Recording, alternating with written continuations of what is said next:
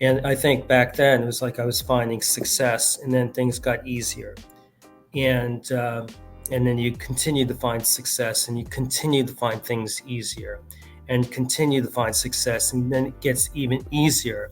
A family member was telling me or criticizing, oh, you'll never make money with books, never make money writing a book. I've been there. And then I say, I'm making me.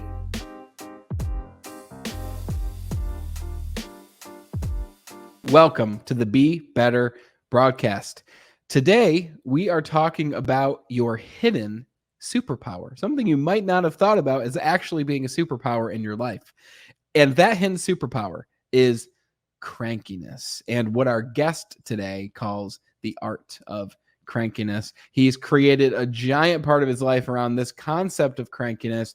And you might be saying, is this guy like cranky all the time? Well, he hasn't been cranky yet. I'll tell you that. He's a very accomplished man. He's done a lot of incredible things to the point where I'm thinking to myself, how has crankiness aided him in these endeavors? He's partaken in 53 marathons. He has 5 books with a 6th book in the near future. And I hope it was okay that I mentioned that. I'll ask him here in a few minutes. His name is Stephen Joseph. And you might be asking, what is crankiness? I'm going to ask Stephen this question, but I looked it up, and the definition from Oxford Language is being ill-tempered or irritable, right? And I know personally, when I think about crankiness in my life, I'm cranky when I'm hungry. I'm cranky when expectations might not be met from other people, right? I find myself cranky at times, and I found myself more in my ripe age of 29 and almost 30 here to have been more aware of my crankiness. And I'm curious as to hear how this emotion, right, this feeling, I guess you can call it crankiness, or maybe even frustration, maybe even anger at a heightened level. I'm curious to hear how that could be a superpower. And that is what you're going to take away from this conversation. So for those who don't know Stephen Joseph, Stephen is a first-generation American. He's the son of a Holocaust survivor. He is a masterful attorney, a seasoned negotiator, an engaging speaker, an award-winning author, and a long-distance runner of, like I mentioned, 53 marathons. That blows my mind.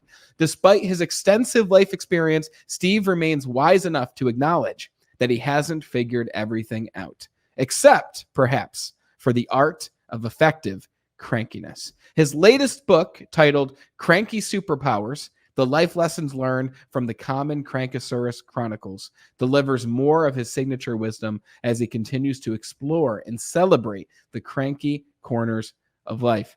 This guy's onto something, and we're going to figure out what it is. When you take away even just one strategy or insight or maybe new idea that makes you think, wow, crankiness is a superpower, I'm going to use this moving forward, then all that we ask is you share this show with just one other person who could use it as well. You are the reason we've grown over the past 2.5 years to nearly 350 episodes, because you are the best part of the Be Better team. So without further ado, the man himself, all the way from New Jersey, Stephen. It's great to have you on the show, brother. Well, thank you so much for having me. It's a pleasure. I love this show for many reasons. One of the main reasons I love it is we probably wouldn't be having this conversation if the show didn't exist. And I wouldn't have the opportunity to speak to someone who's written 5 books, who is an attorney, who is also a negotiator. I've been in sales since I was 18, who's run 53 marathons. Like, you've done a lot in your life. And I really want to unpack how all those things relate to this chapter of your life, and many chapters before, I'm sure too, where you focused on this concept of crankiness. So first, I just want to commend you for all the amazing things that you've done. Thank you. Absolutely. So tell me, this concept of crankiness, when did this become a staple, really, of you and your own personal brand? Well, I'm an attorney, and actually, I write in this book. First chapter is getting on my nerves, crankosaurus, how we all get on each other's nerves, and I actually describe law school. And they say the first year of law school, you learn how to get on people's nerves. And the second year of law school, you learn how to rub people the wrong way. And then third year of law school, you learn how to get underneath people's skin. And then by time you graduate, you get to do all 3 at exactly the same time. So if you can imagine, like, surrounded. I've been doing this for 37 years, and I'm surrounding myself with similarly trained people, and you do end up getting kind of cranky after a while with So, those people around you. So. and okay, so let me ask you, with everything that you do today in your life, what is your personal relationship with cranky? And out of all the things you could have written a book about, you could have written a marathon prep book, you could have written how to be an author, you could have written about negotiation could be your thing. Why did you choose crankiness as your thing? Well, it was kind of by accident. So I was my first book was The Last Surviving Dinosaur, the Tyrannosaurus. Saurus is the Yiddish word for problems. So like in my house, oh, you think you have Saurus? If I had your Saurus, I'd be doing cartwheels. Nobody could outdo my Saurus. So I was in Rome with my wife, and we were in this Airbnb, and the electricity went out, and she got black dye in her eye while coloring her hair, and she got really cranky. And I said, "You're like the," just came out of my mouth, "You're like the Tyrannosaurus," and that's probably how all the other dinosaurs died. There's this one little dinosaur cranking out all their Saurus till all the other dinosaurs dropped dead. So a few months later, I had this story about how all humans evolved from this particular tiny dinosaur. And that's why when you're born, if you ever want to know how come babies always cry when they're born, it's because they evolved from this particular dinosaur, the Tyrannosaurus. And then after that, wasn't planning on writing like more or the adult books, but somebody wrote a review. He didn't talk enough about overcoming crankiness, and I was all about embracing crankiness. And then I started writing a blog on crankiness, and that then I had, and there's so much stuff. It's amazing. I think I keep getting tapped out. I have nothing else to write, and then something comes up. So I wrote one book, and then I they're a whole another book, and I still have stuff ideas. It's just I don't know. It attracts me like dust, you know. Yeah. So so yeah, so that's how that happened, and It shows you. it shows me, and my own experience. I've had when you talk about cranky, uh, I could go back to 1987. December 1987, I was 240 pounds, and I was 40 waist, and I was not happy. And on Christmas Eve, my girlfriend dumped me. On New Year's Eve, my brand new car got stolen, and a week later, I got fired from my job. So I lose my girl, my car, my job within like 10 days. Wow. And I proceeded to say, I said, I can't do this anymore. So no matter how tired I was going to the gym and working out at night. And when I first started, with literally like 3 minutes on a life cycle, and I was like a level one, and I was like out of breath, can't do it. And by June of '88, I was down to 155. I lost 85 Wow. pounds in 5 months, and I was eating pastrami, chopped liver, triple decker sandwiches. I was eating a lot of fried food, and and I was living in Pittsburgh at the time. And it's football Sunday and Saturday. It's just eating chips, like just mindless eating. So I just wasn't planning on losing 85 pounds, but it just happened. And then actually, the book I had in my mind years later, when my daughter was a small child, I noticed I was gaining a little weight. And I also noticed I was becoming the garbage can for my daughter. Like, she wouldn't finish her chicken nugget, I would finish the chicken nugget. Slice of pizza, I would finish a slice of pizza. And I decided not to be the garbage can. And the book I actually wanted to write was The Pickled Herring Diet and Other Conversations Getting to Normal. And this is a big thing with me. Like, I read all these books, and they talk about developing good habits, getting rid of bad habits. And like, I always talk about habits are like, they're they're like finding a parking spot. Oh, it might be the perfect parking spot, but you might have to move the car at some point. Like Mhm. living in New York City, alternate side parking, you have to move the car in a few days. I talk about building a house. A house is more permanent. So that's the normal. I'm a runner, and wake up in the mornings like I just want to sleep, but it's what I do. It's my normal. And when you create your normals, it's not a thought process. It's not like returning back. This is who you are. Like in the Mm. morning, I wake up, I'll have my coffee, I'll go for my run, I'll do my stuff.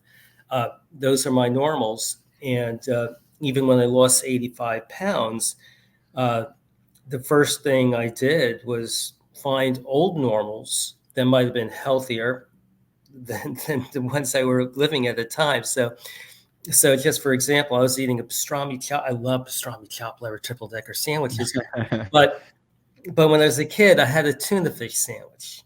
All right, I'll have a tuna fish sandwich. Or I had a piece of pickled herring. So they were familiar, but they became the normals as opposed to this unhealthy normal. So again, with my daughter, I just decided not a habit. I don't call it a habit. It was my normal to be a garbage can. I changed my normal not to be a garbage can, and then I lost like 15 pounds very quickly. Yeah. Wow. There's a lot to unpack there. A lot of things I want to ask you. The first thing, because we're speaking about this concept of you taking this new normal and realizing that some things in the old normal might have actually been better for you. It's easy to say, I'm going to substitute the triple decker sandwich for the tuna fish, or the one thing for the pickled herring. Let's say you've got someone listening who they have something in their life that they know isn't serving them, and they know that they quote unquote should do something different, and they are committed to this, but it's so difficult because when they leave work, there's a McDonald's right there, or when they wake up, they just don't have the time to go running or go to the gym. Like, how did you navigate that, what you might think is a small step of substitution of one thing that's not good for something that is? How do you do that, especially at the beginning? How did you begin to substitute the triple decker for the tuna fish? Well, it's a lot easier substitute. My own opinion is it's easier to substitute something uh, that was unhealthy with maybe something that is somewhat familiar. So I use tuna fish as an example because that was very familiar to me. Uh, so that was something that was easy, and normals changing, like you say, going to the gym. It was hard. And if we were just talking about like weight loss, uh, and my book goes way beyond that, but but with that, it was very, very tough in the beginning. But the one of the things about that, when you're finding success with something, and I think back then it was like I was finding success, and then things got easier, and uh, and then you continue to find success, and you continue to find things easier, and continue to find success, and then it gets even easier. Uh, that is, it's not like, again, like going on a diet. It's like temporary, like I'm just going to change. But this is like, wow, things are easy. And Mm. as opposed to, it started out like really, really hard. But when you discover the easiness of it, uh, that you once you're locked in, and then you kind of get hooked, and that's where it becomes something I'll call a normal. That, okay, this is it. This works. Very interesting. So you mentioned you've been doing this for 37 years. I'm going to guess you started when you were maybe 17, 18. I'm going to No, guess how old. Okay, so how old are you? Let's just jump I'm right to the I'm point. I'm 62. Okay, excellent. I was going to say 57, so I wasn't far off.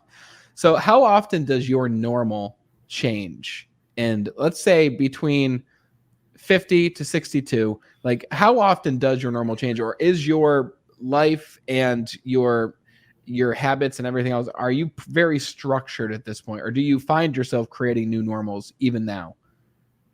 Uh, I think I'm pretty structured now, even though the writing, I wasn't planning on writing, and then things pop in my head, and I'm finding ideas to write about.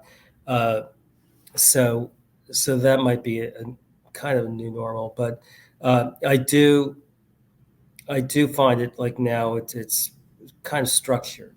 It really is structured in terms of what I like cooking. And so I cook healthy, but really, really delicious stuff. And and then what I do now is treat myself to like maybe something unhealthy, and that would be like leaving a normal. Like so, I'll go out for that pastrami chopped liver triple decker sandwich. I'll go to a Mets game and always get a pastrami sandwich at a Mets game with a few beers or those Nathan fries.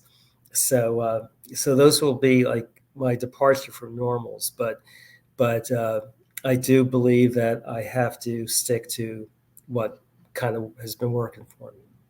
Have you always enjoyed cooking? Because I know that you've even entertained the thought of releasing a book all about cooking. And if I'm correct me if I'm wrong, I read this a while ago, but the title idea was it The Misery of Cooking?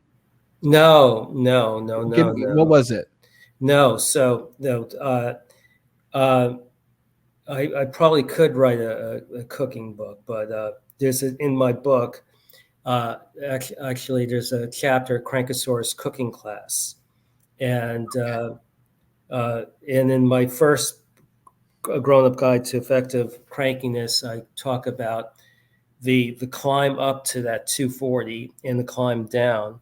Uh, Mm. but I talk about my mother's cooking, and then I actually talked about in that book. There's a chapter on potato pancakes.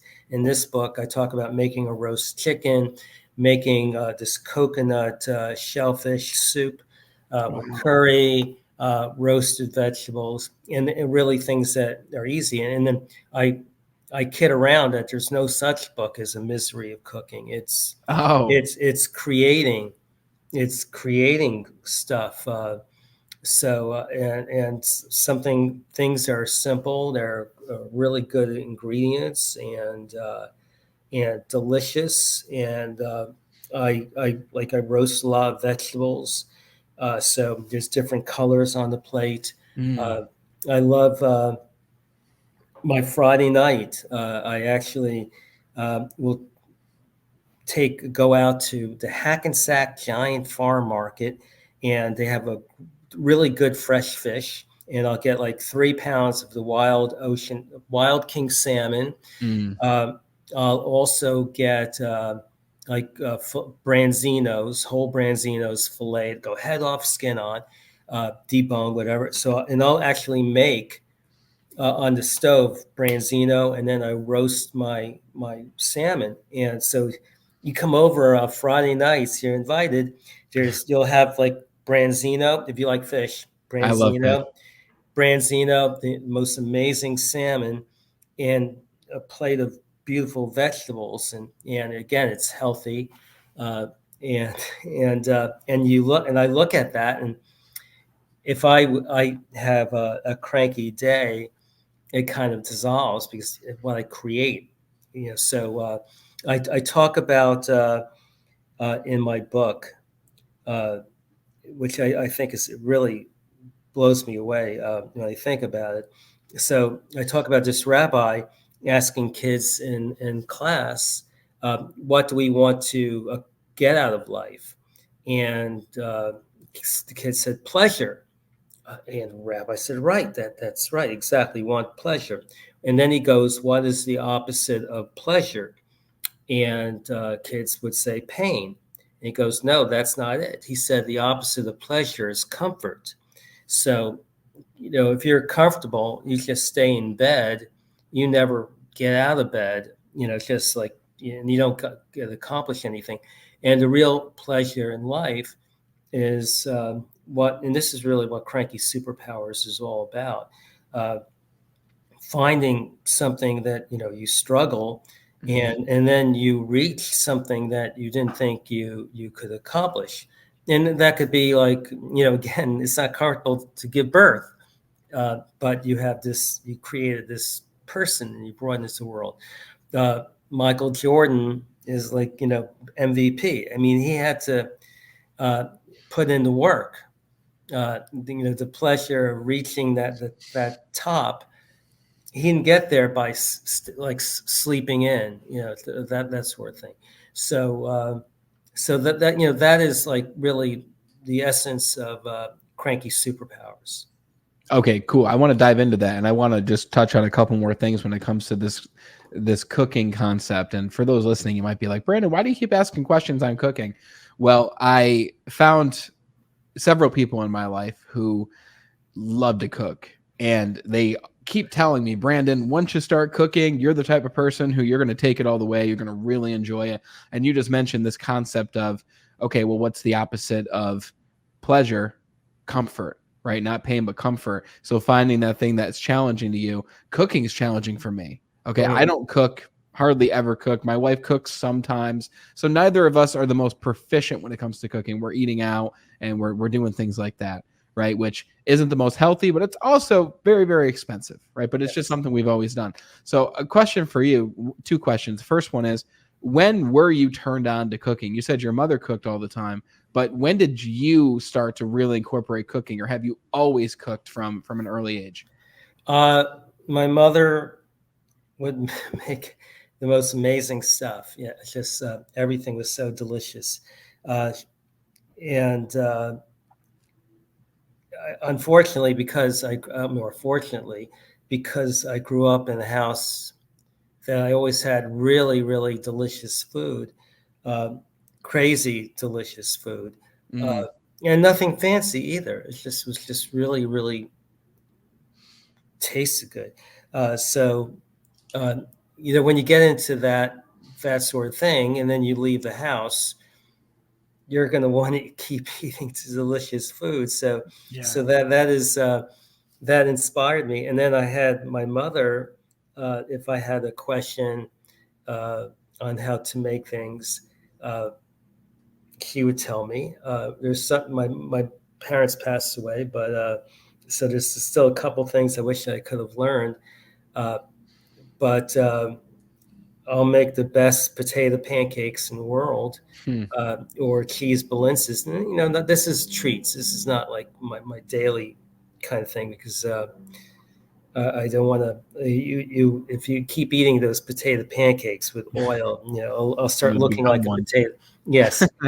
So so that kind of got me into cooking, and the thing about that is that now it's like, I don't follow recipes. It's I just I kind was of going to ask you that. I was going to ask you if there's like a book of recipes or something you no, recommend. no, just you pick up things, or even like sometimes I'll go to a restaurant, and then you look at something that's really delicious, and it might be some idea that, like, I could think of how they made it, and then try to recreate it at home, in some sort of way. Sometimes it's experimenting, and sometimes uh, it's just experience. But like in my book, Crankister's Cooking Class, I really did talk about things that I think that are pretty easy Mm-hmm. to put together. And so when I say easy to put together, it's like it doesn't take more than an hour, the whole thing. Yeah. And then the other thing about it is that I get lots of leftovers. So Mm. like I'll cook mostly on the weekends, and then during the week I have leftovers. Uh, so because I'm busy working and stuff, so it makes it easy. So start simple. Yes. Okay. Like, Cool. I mean, just like roasted vegetables, all I'm doing is finding, like, I have artichoke hearts, Brussels sprouts, potatoes, carrots, beets, Indian eggplants, whatever I can find, all different kinds of vegetables. Uh, and all I'm doing, I have it on a pan laid out, and I spray oil, olive oil spray. I put a little seasoning, stick it in the oven, and I have like you have a tray of all this assortment of vegetables. I did really nothing, but that's my side, and then you make a protein with that, and then your plate is like a piece of art. Yeah. So it's really great. I'll get like asparagus. I'll get on the countertop. I get shiitake mushrooms, oyster mushrooms, portobello mushrooms, and I put it on the grill pan. So I have that going, and Yeah. it's not hard. It's just I put a little cocoa aminos, soy sauce, whatever, a little olive oil, and then my mushrooms are done in 2 seconds. Not Hmm. working. It's not a big project. It's just gathering all the stuff together and then laying it out, and then Cool. knowing what protein you want to make. The branzino, I mentioned, like, I'll get my branzino. I just rinse it, dry it, squirt lime on it, and then put it on the pan. Spray the pan with oil, and then I have my Greek Freak seasoning. It's 2 minutes. It takes literally 2 minutes Yeah. to, and it's done. And it's very uh, like branzino. I love because it's a very forgiving fish. Mm. That I kind of know when it's done. When it's perfectly done, it's like amazing. But if it's a few seconds over, you're not killing it. Yeah. Yeah. That's cool. So yeah. I like that. You've inspired me. I'm going to start with something simple. Mhm. So I'll keep you posted on that. And be careful Sure. inviting me over for dinner. I don't live far from you. No, no. Well, you're invited. It's a pleasure. Awesome. I love that. Okay, so you mentioned pleasure and the opposite of pleasure, which is what we're all seeking that. When we think about why we do what we do, we're seeking pleasure. But the other side that I've always heard was we're avoiding pain. But it sounds like the goal is to avoid comfort and find things that push us past that boundary, right? So my question for you is, what is the relationship between crankiness and challenge and pleasure? What are the relationship between those three things? Well, it really is. So one of my fun chapters. There's a lot of fun chapters in my book. So uh, I have first rodeo crankosaurus, and again, a lot of this stuff happens at work. So I'm at a mediation, and some attorney goes, "Oh, this ain't my first rodeo," and I found that funny because where I'm in New York, and I know this guy's never been to a rodeo. He hasn't been 1,000 miles to the closest rodeo. And the other funny thing I said about that is we never say the same thing about a circus. Like, oh, what are you doing this weekend? I'm taking the kids to the circus. Oh, you don't look too excited. Eh, ain't my first circus. So I have this guy, Mr. Schlemiel.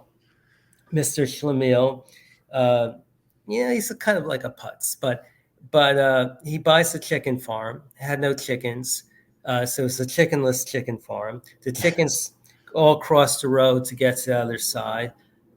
Why do they cross the road to get to the other side? The grass is always greener on the other side of the road. So, Mm. so luck would have it, there was a sign: first rodeo competition, $500. So Mr. Schlemiel signs up for the rodeo competition, falls off, and he keeps going week after week, second, third, fourth, fifth. Finally, and he falls off every time. He gets 2 broken legs, he gets 2 broken arms, concussions, he has 10 teeth knocked out of his mouth. And then by the 10th rodeo, the rodeo was sick of him. They wanted to get rid of him. They put him on the toughest bull that even the most experienced bull rider couldn't last 2 seconds on. And amazingly, Mr. Schlemiel goes 10 minutes on this bull until the bull falls asleep. And everybody said, "How did you do it?" And he goes, ain't my first rodeo. So the thing about that is that he kept falling off the horse, the bull, whatever, but he kept getting back on. Mm. He didn't let that stop him. Even for a schlemiel, he didn't let that stop him. And that was like his cranky superpower. I'm sure he was not happy losing 10 teeth or broken arms or legs, but he still kept going. Yeah. Interesting. Okay, so is crankiness a superpower for everybody, or was it a superpower for him? I think because there's so many different characters and so many different stories that I think crankiness could be a superpower for everybody. So I will definitely say that. So uh, I have I redo Cinderella, and the prince was going out with Snow White, but he broke off with Snow White. Do you know that Snow White was living with 7 dwarves? Is the prince would have a thing about that, and he kept calling them dwarves, and Snow White said they're not dwarves, they're 7 cute little men. And then they break up, and she has this movie, Snow White and the 7 Dwarfs, which Yeah. pisses the prince off even more. And he has this online thing with Cinderella. Mm. Uh, so Cinderella says, well, she went online, she ordered a fairy godmother, and she expects that the fairy godmother will give her the beautiful dress and the carriage and bring her to the ball and meet the prince. The fairy godmother comes, but she comes with a megaphone. And then she starts she gets very cranky. She had expectations of getting this beautiful dress, but she finds her voice, and her voice is her cranky superpower, and she ends up with the prince anyway. So I that is that story where it's a different way of getting your superpower, or discovering your superpower. I redo the Wizard of Oz, and that was a lot of fun because uh, they go to the wizard, and the wizard gives them like, oh, here's this thing is, and their reaction, you're spinning my wheel. It's called spinning my wheel, crankosaurus, where you think you're just spinning your wheel, you're not getting anywhere, and you actually had it all along. But you discover it. So at the What do you end, discover? What do you discover that you had all you along? well, if the scarecrow wanted a brain, and the Tin Man wanted a heart, and Lion wanted the courage, and in the end, uh, in that chapter, the lion said that his brothers always told him he had to grow a pair, and the wizard says, "Grow a pair of what?" And he said, "Cojones. I don't know what they are." Uh, so so the fun thing after the wizard offers Dorothy to go home in the hot air balloon. And I don't know about you, my parents always told me not to go in the hot air balloon with strangers when I don't I was blame a them. little kid. Yeah. Uh, so she's a 14-year-old girl, and here's this weird old man asking her to go on the hot air balloon and he says, "Yeah, I haven't flown this in a long time." Yeah. Crazy. So finally the lion eats the wizard. And then everybody exclaims, "Lion, you grew a pair." And the lion happily says, "Ain't it the truth? Ain't it the truth?" So the lion discovers like he had courage all along. He had the bravery all along, and everybody else actually got what they had it.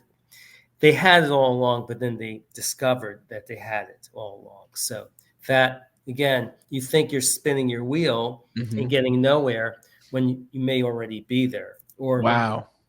so that was the message there.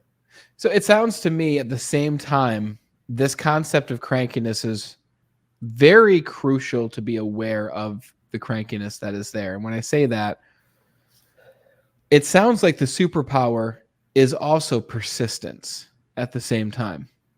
Like Yes. these characters already had these attributes, but until they kept going, they didn't find it until they kept going. The guy who fell off the bull at the circus over and over and over, he didn't go home, and he wasn't just pissed off and he went home and he was like, this sucks, I'm never doing that again. He decided to get back on the bull and try again. When you're starting to cook, you might burn a meal. The meal might taste bad here and there. Something might be raw, right? You want to avoid that, but you don't just quit. You go back and you try again and again. Now, I have been in situations, and I know people who've been in situations where you try to do something and it doesn't work, or maybe even you write a book and no one buys it, or you start a podcast and no one listens for a year, right? How do you channel that crankiness in a way that inspires you to continue on and keep moving forward, rather than that crankiness being overwhelming, causing it to stop you from your pursuits of continuing on? I could say with writing, and this could be like the podcast or anything you do. A family member was telling me or criticizing, oh, you'll never make money with books, never make money writing a book. I've been there. And then I say, I'm making me. I'm making me, which is really more important than the money. So I could not make anything, and then who am I? It's just this. And then when I create something, again, it's like creating a dinner and feeling like very proud that wow, I did this thing, and it lifts me up, or that. I could write a story, or I could run a marathon that no one's going to pay me to run a marathon. It's like painful. You're sore for a few days. And my marathon running is just what my proudest thing for forever. Because where I came from, where I could do 3 minutes on a life cycle, and like the lowest level, and then running a marathon. But when I was 40, I decided I had run 2 marathons when I lost the weight, and it was okay. Like, it was one of those, like, I did that. I was on the list. I did it. Okay, move on. Mm-hmm. And then I turned 40 in 2001. It was right after 9/11. I had signed up for the New York City Marathon, and I ran the New York City. I trained for like over a year. Awesome. And I ran it in 4 hours and 21 minutes. Mm-hmm. And I was like a mess afterwards, and really anybody, like, for days I was just like miserable. And anyone experiencing that say, "Oh, like, I'll never do that again," and that would be the normal response. And I don't know why I decided, like, this really sucked, I'll keep doing it. But for some reason I kept doing it, and by when I turned 50 was my personal best. I did 3 hours and 17 minutes in New York City Marathon, and that was like this great feeling where I'm locked in, and just 50,000 runners to come under 3,000 out of like 2997 out of 50,000, and being 50, I wasn't like a spring chicken, So yeah. To feel like how did I do that? And again, it was a lot of that perseverance, the word you use, and which is exactly right. And it defines me. It's like, oh wow, I got there, and I never expected. It's really what's really fun about all this is doing things that I never expected to do. So if I say I wasn't planning on losing 85 pounds. I wasn't planning on writing 5 books. I wasn't, just what's not. And that really helps me when I get into these places where, like I hit a wall, or like how, like, I can't climb out, but know that I have climbed out. Yeah. Like things that, like, okay, this is it. Back when I lost my job, no one will ever hire me again. I'll just be sleeping on the bench. I am a failure. And your mind goes there. Then my mind went there. It's like I'll never work again, sort of thing, whatever. Uh, my resume, I have to explain why was I let go of this place? Why was like what happened there? And your whole being is being defensive about. It's scary. It's very scary. So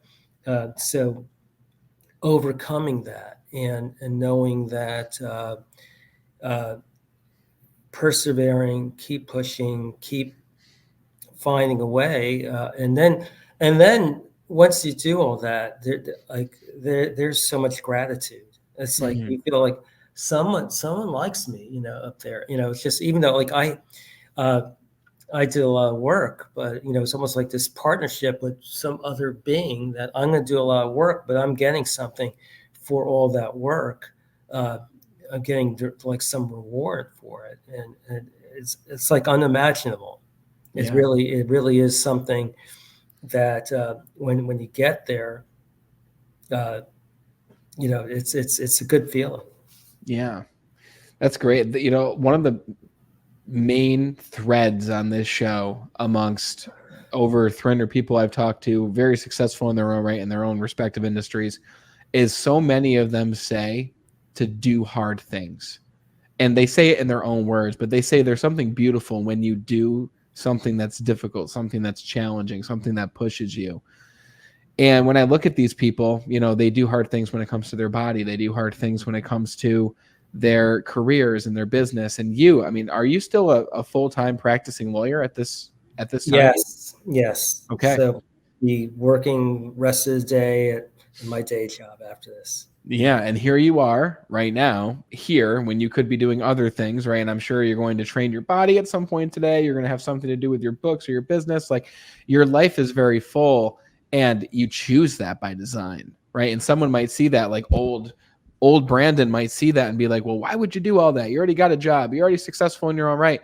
But you say that you don't do it because you hope that your book makes a certain amount or you hope that something comes from the marathon or whatever it might be. You do it because it makes you. It might not make money, but it makes you and it helps you evolve to that next level.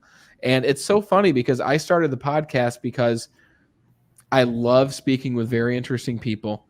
It challenged me. It made me uncomfortable to talk to people who've been doing this for 30 years longer than me, who are much more quote unquote successful Mhm. and whatever that means. And I found that it pushed me and more opportunities came from this that I never could have anticipated at the very beginning.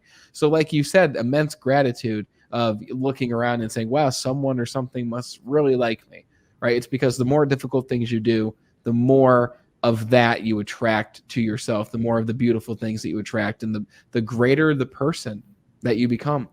So it sounds to me like creativity is an outlet for crankiness. Would you agree? Yes, yes. Creativity is definitely an outlet, and actually, uh, again, in my book, dealing in the thing what my book does, everything is so different. There's no chapter. Oh, he's writing the same thing, and I was married to a therapist for 20 years, and she would have me read these self-help books, and it was written by a therapist. And I would read it. First chapter was this great idea. Oh, I really like that. And then you read the second chapter, and it talks about the same thing. And the third chapter, the same thing. And the fourth chapter, the same thing. And it's like the greatest hits of a therapist. After a while, it's like I get bored. This book, it's to entertain, but really to make you think. So you mentioned about creativity again, completely different than everything else. There's a book, a chapter, can't make this stuff up, Crankosaurus. And people always say, and in my job, there's a lot of times we always say it's like some crazy thing happened, and somebody say, oh, you can't make that stuff up, and I turn it up. A lot of things I do, I turn it upside down, and can't make this stuff up. Crankosaurus is that same different day, same stuff kind of rut people get into, where it's like like, oh, I'm waking up, I have my cup of coffee, I sit in front of the computer, I'm just like, blah blah. Yeah, it's like, oh, it's different day, same stuff, and you can't make that stuff up. No one would buy it. I'm not going to go see the movie of that, but it is something that people get into that rut, and creativity, making stuff up. It's what I do. Uh, can be like lifts you up from that crankosaurus. Yeah.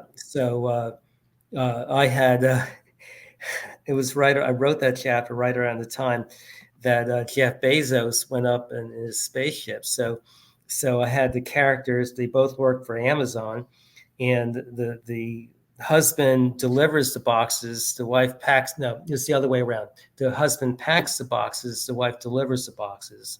Something like that. And it's this. So one day everything gets all weird and things got made up, and the husband comes home and he actually says he's an alien, and her husband was taken by the aliens to study humans, and he asked the wife, so what do you do? Oh, I just pack boxes. And what does your husband do? Oh, he just delivers the boxes. And what does your boss do? He goes in a spaceship and he looks down on all the people working. And the alien said, well, uh, I hear you humans have a phrase for this. You can't make this stuff up. So again, but this is what we do. We do like that routine, the rut, the same, different day, same stuff.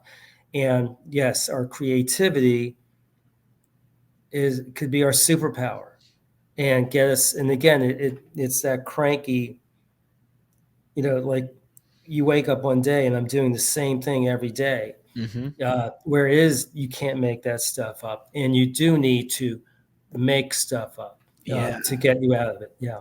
Okay, so what do you say to the person who says, "Yeah, there's so many things I could do. I could cook. I could go learn how to ride a bull. I could, whatever it might be." What do you say to the person who says, "How do I know what to create?" Uh, I read this quote after my book came out. Laura Esquivel, she wrote like Water for Chocolate, and she wrote, there was a quote that said, "Everybody is born with a box of matches inside them," and so everybody has different matches and different, something that lights up, and what could be for me is not something for somebody else, uh, but they find it. They find it. There's something there. There's something there with everybody if they look closely enough, I guess. Yeah.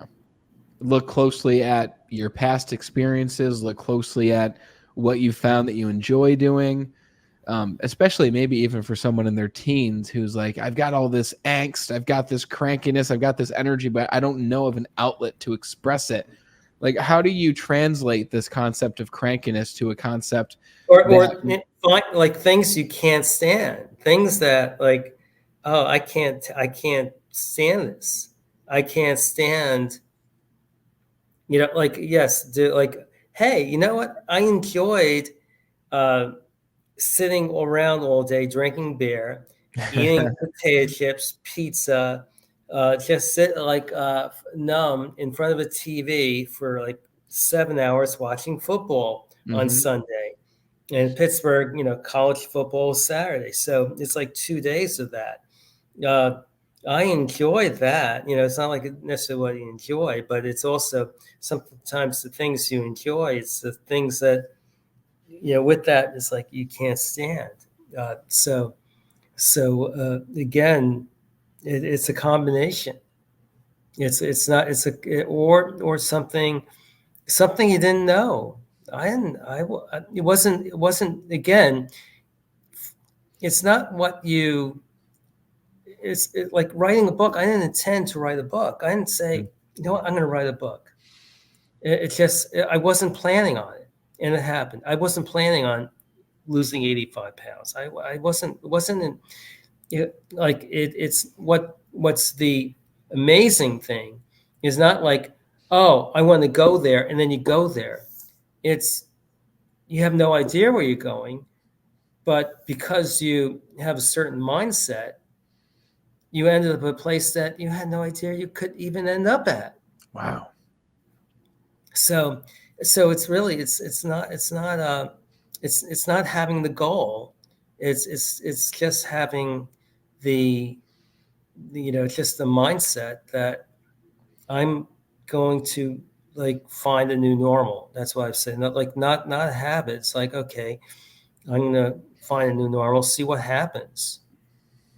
Yeah, that's a great line. Adopting the mindset versus creating a goal, right? The mindset of do hard things, try new things, right? And those things, along with creativity, will make you into a better version of yourself. Yes, and Right. surprise yourself. Surprise yourself. Uh, that, like, I didn't know this was possible. Yeah, I didn't. absolutely. I had no idea. No, I like what it wasn't. It wasn't a goal. It wasn't a plan. It's just, and then things happen. Yeah, it's who you've become. That's really cool. It's really inspiring to see because did you have any idea that you would do these things when you were 29 or 30 years old? No, They no. just happened over the years.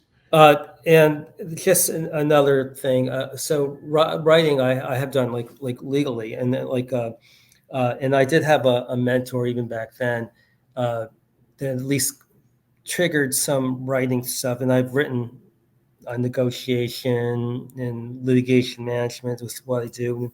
And back in 1995, I was asked to speak at a practicing law institute seminar. And I go, all right, sure, I'll speak. And the person who's coordinating the seminar said, you also had to write 2 chapters for a textbook. And I was like, gulp. Wow.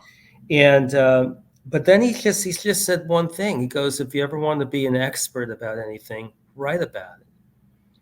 And I take uh, I take that attitude in my professional life.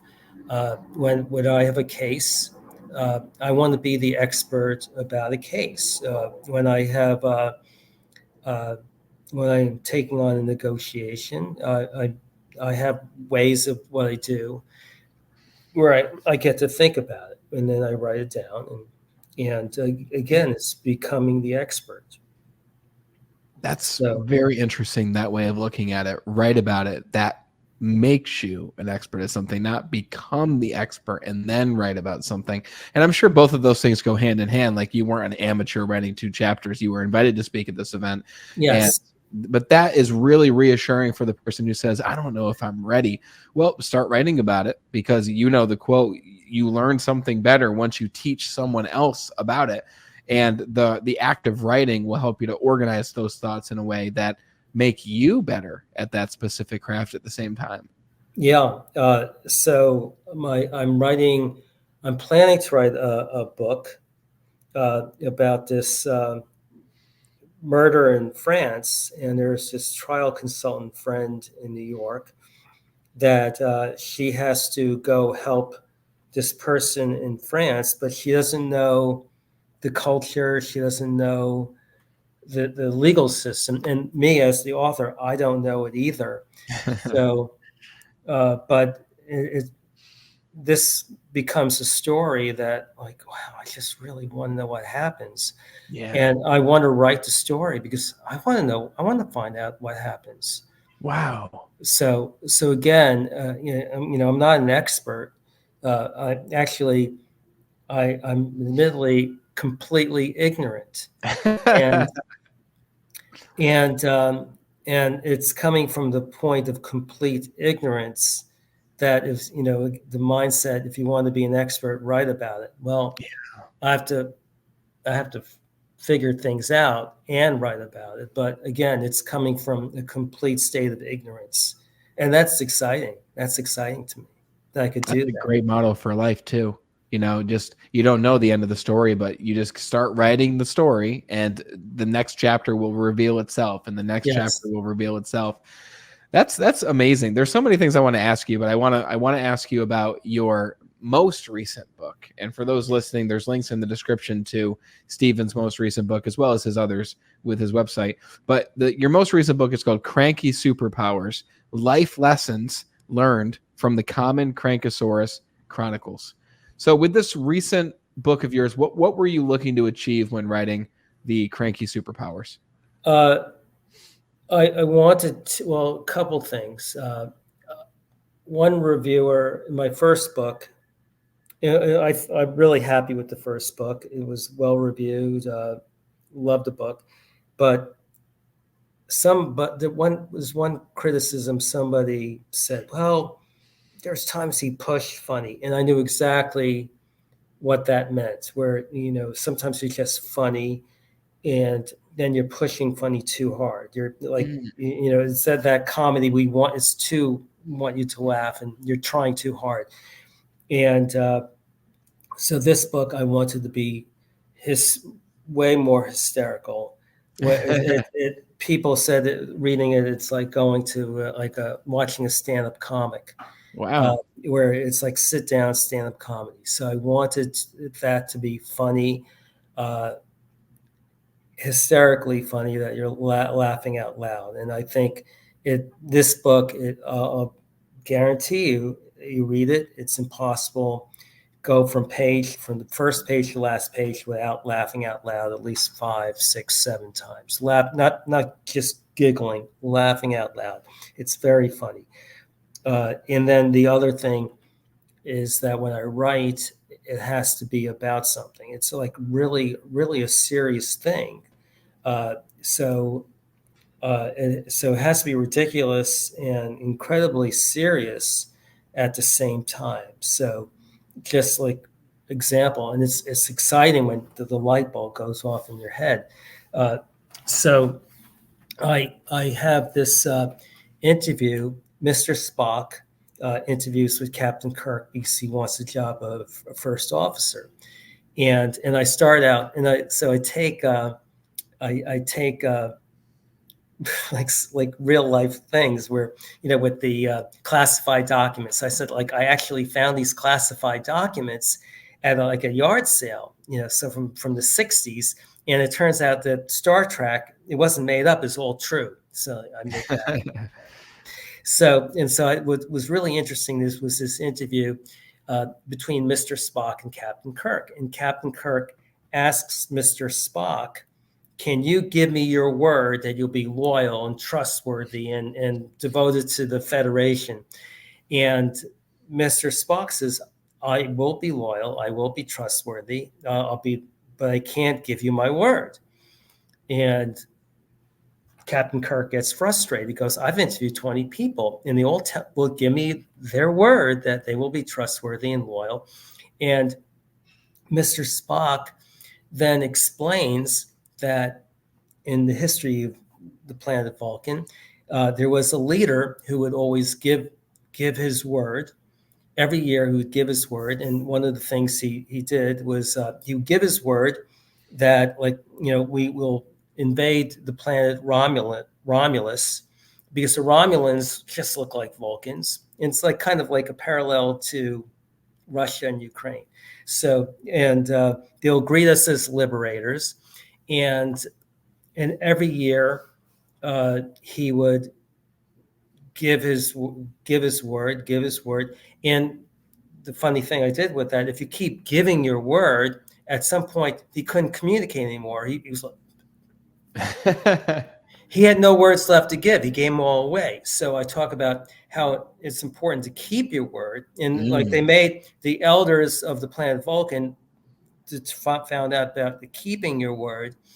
The people who were keeping their word were still able to communicate. The people who gave their words, because they gave all the words away, they were no longer able to communicate. So they passed a law that if you give your word, that could be punishable by death, especially Wow. if you're a politician.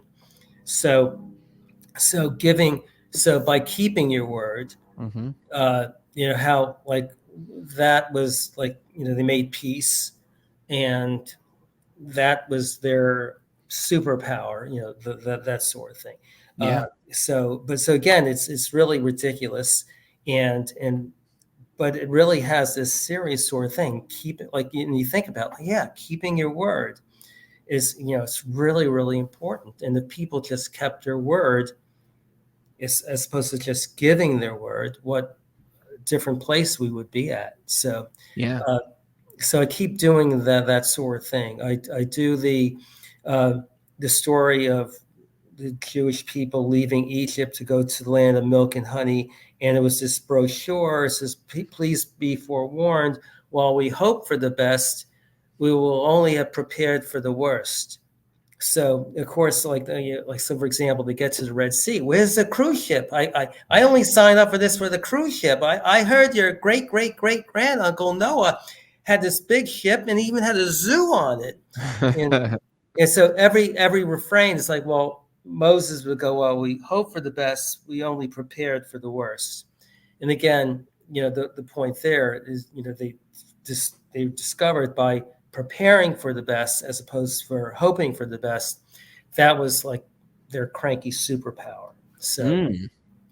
It's really cool how you take these quote unquote simple stories, but teach a very profound lesson through a yes, story rather than starting a chapter with, I wasn't always confident or I wasn't always challenging yes, myself, but you start, it's a story. So we're all children at heart. Like you've got two children's book, but I think all of them could be considered books for everybody because we're all that's children at right. heart. We all want stories. We all want to have fun. We all want to laugh while we read. And So if let you're, me just throw one out for you. So yeah. I did the Three Little Pigs, Inky, Pinky, and Stinky, and and of course Inky and Pinky didn't turn out too well with the Big Bad Wolf, and they're all in university, and Stinky was at a class where the lecture was on putting lipstick on a pig, and and Stinky was just like, oh, he's a pig. So he's like, this is the stupidest thing. Like, who would need to put lipstick on a pig? So he starts daydreaming and he thinks of playing in the mud, and then he thinks of like bricks. And he ends up coming up with the idea because he was daydreaming about building a house of bricks. And of course, that way, uh, the big bad wolf ended up in a pot, and everybody was so happy they renamed the town Stinky Town. So again, just daydreaming, that was like the superpower, uh, and again teaching a lesson, but again I want to be very funny. It's just like really really really silly with all of that. So, That's and it's cool. fun, and it's fun. I do all my writing when I run. I literally will have the idea of writing as I run, and then I just have to type it down afterwards. So, Okay. and then especially if I have characters, uh, and they could just start talking, I just watch them, listen, talk. Yeah. So, Very so, interesting. so that's a lot of fun too when I get the characters talking to each other. Yeah, it's cool to get a glimpse into your creative process too at the same time. That's awesome. So it's interesting how the physical activity sparks the creativity and that out of body experience of visualizing and hearing the characters. And I bet a lot of that has to do with the physical aspect of things too. Yes. Yes. I think like sometimes I write something as like, was I on drugs then? I literally like I must have been on drugs. You were, I mean, technically, Yeah, endorphins and serotonin that's it. and Yeah. all of that. I mean, that's the most natural drugs you can get. So, guys, again, Steven's book is Cranky Superpowers: Life Lessons Learned from the Common Crankosaurus Chronicles. There's links in the description to go grab your copy, as well as to follow Steven on social so you can keep up with everything that he is doing, because he's going to be launching more books and he's going to be doing more interesting things. So make sure you go follow him. Steven, this was a lot of fun. I commend you for everything you've accomplished professionally, but even more so, everything that you've done in order to help you become a better person so that you can translate these principles for people who are walking the path that you once walked. So I commend you for helping people who are even a few stages behind you, brother, and making a positive difference in the world. It's Well, really it's cool. I really appreciate it, and it's been fun being on the show. And you're invited over for dinner. Thank you very much. I'm only like 3 hours away from you, so we'll see if we Okay, can make that happen in the future. Thank sounds you very good. much, sir. Thank you. This has been a really fascinating conversation of principles that we've all heard of before, right? Habits and how to channel this energy that some might call negative. Some might say crankiness is a negative emotion, right? But how can you take that emotion and channel it in order to become more creative, in order to take that step to become the next best version of yourself? Because just like Stephen mentioned with the Wizard of Oz story, we've got these things already as a part of us. We just have to learn how to channel this energy to discover these things and realize these things about ourselves. And what if crankiness was actually your superpower, and we just have to figure out how can we channel this to become that next best version of ourselves? Go out there today, be creative, challenge yourself, not because it's going to make you more money, not because it's going to make you look a certain way, but because of who it's going to help you become. There are links in the description to grab Stephen's book. Once again, the title was Cranky Superpowers, Life Lessons Learned from the Common Crankosaurus Chronicles. Links are in the description to go follow Stephen as well. If you found this conversation fascinating, or you took something away, or it already helped you to become a better person, all that we ask is you share this episode with just one other person who could use it as well. Thank you for being the best part of the Be Better team. And until we talk again next time, continue to be better.